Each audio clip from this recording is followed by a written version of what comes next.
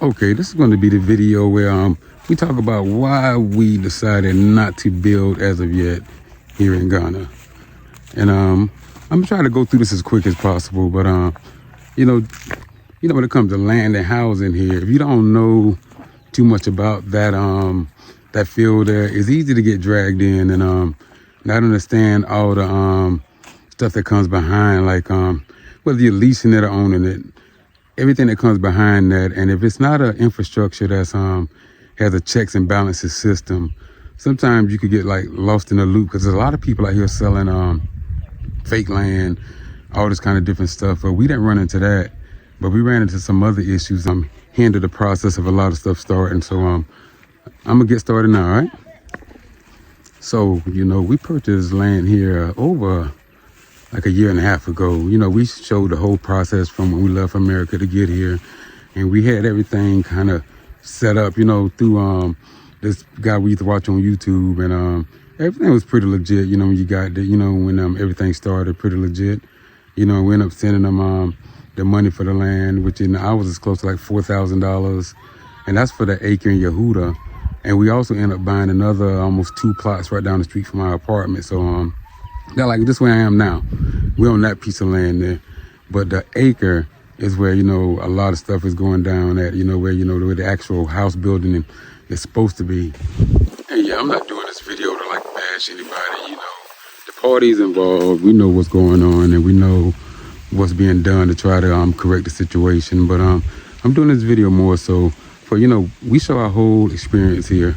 And it's a lot of people interested and, we don't know when people are coming or whatever, but just to show you guys, before you spend your money, whether you're sending it from America, from the UK, from the West, over here for land, make sure, you kind of understand how stuff works here, when it comes to owning land, leasing land. So, I'm gonna explain some of that to you right now.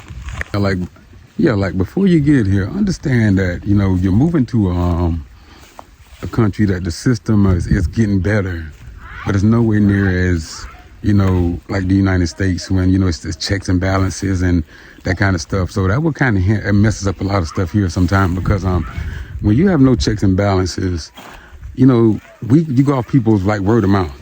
So somebody could tell you I could do this, or they'll, I sell you this land, I do this for you. And you won't find out till like you well into this process that, you can find out that land is already owned. I found out that this land could go back 5 people, including me. So, if somebody comes back between those 5 people and say, he wasn't supposed to sell that land, this was my land, you have to give your land up, And I mean, I didn't know it was that cutthroat and that, that way it ran here sometime. But if you find a good little system and a good little circle of people that you're working with, like this land we own now, we pretty much could do what we want over here. But we did this ourselves, just by being in the village, meeting people. So we actually got with the ex-chief who actually sold us this piece of land here, did all the paperwork with him. Because that piece of land that we purchased before we left America, you can't even access that land without them building a bridge. And they were supposed to build a little makeshift bridge it's been over. It was before we got here. We've been here over a year and a half. Yes. Thank you. So, and something like that, when you selling all this land, something like that should be priority for people who actually want to come and start doing what they need to do. But that was my first red flag, it don't take that long, bro. Especially when people buying up, you selling 40 acres, 50 acres. We pay $4,000. Think about by the time, a year and a half how that land has elevated in price. People still buying. That should be your main focus there. Let's get this bridge together. But now we're in the little middle of they got the actual chief of that land, these different lands, working on certain stuff behind the scenes, trying to get everything, I guess you could say fixed, because I don't know if it was fixed or not. I mean, I went to, where all these people that bought all this land to get it where, they could get ready to move and do what they need to do. Because a lot of these people, they ready to get on out here. Some of them already in the crowd. They just got to get the stuff straight with their land first before they can start anything. And what I think is jacked up in that situation is, you can't create something like this and then just back out like, I have nothing to do with this. You know what I'm saying? Because, people giving, big money to chase a vision. to chase a dream, just to get out of, you know, them shackles of just having to work every day and do crazy stuff. And some people give their last. You know, I was blessed to just, I get my military disability every month. So, think about the people who right now, because of that land, they just living off their savings. When that savings was supposed to be the money to help build their house. So, you know, now that's, what if that's going to run out? You know, so the people that's in charge of this stuff, you know, y'all need to think about that before you put your hands in this kind of business here. Because, I mean, like I say, I understand. But you also got to understand the infrastructure of Ghana is not the infrastructure of America. So you have to know more than just selling, doing stuff. You got to know how to put out fires when fires happen. If you just know about the selling, but you don't know about when stuff goes wrong, how to handle it, you know, that's where, you know, it's a little crazy to me, all right? And then you have everybody pointing the finger at everybody. You know, now people don't know what's going on, what happened. But at the same time, people out of a lot of freaking money. You know what I'm saying? A lot of freaking money. So you can either choose to, like I say, enjoy the peace here. Like I say, I want to trade this for the world, bro. I ain't never sat out a job a year and a half and still was able to take care of what I need to take care of, do what I want to do, move like I want to move.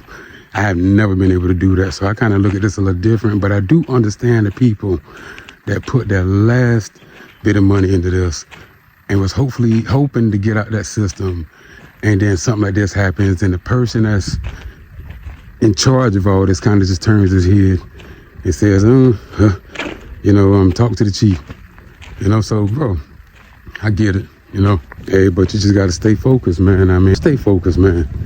You know, storms come, storms go. So let's wait for the storm to pass over. And God bless anybody in that situation that, you know, doesn't have that cushion like some of us and are just dealing with this on a day-to-day basis. Yeah, so the old moral of the story is, man, you know, I know this YouTube stuff is good, man. And, you know, a lot of these people seem like, you know, they really who they are on that camera, man. But you never know who you're dealing with and what entities you're dealing with when it comes to that kind of stuff. So I'm not saying everybody, but just really be careful who you send your money to when you want to make this move. Because the move is wonderful, bro. You know, when I say, I wouldn't take this back for nothing, even taking that $4,000 loss. I'm like I told my wife, I'm ready to shove that. Even if we get it or we don't, man, call it a day. It's all good. Because what we're getting here now, the peace, you know, just the control over your whole life, getting that back, you know what I'm saying? I would never trade that for anything in this world. So, man, so don't take that from this video. I just want to let you guys know when we say we coming to do something and you don't see any activity over there, I want to let you guys know why. But, you know, the land we got now, you will start seeing some activity over there because that's what Diana's going to do the Villa Skate Park. And I'm going to do a market right at the top up there where the people who live here, they could, you know, have a place to sell all their goods. So, you know, besides the store, we're going to make that land down there just something for the community, just in case, like I said, any kind of land thing happens with that, we can just move on. It's not as much as invested in it as building a whole freaking house.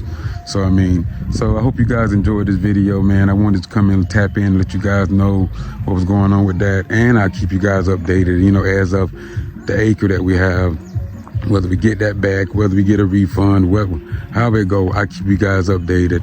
And I thank you guys for joining me with this. So take it easy now. Yeah.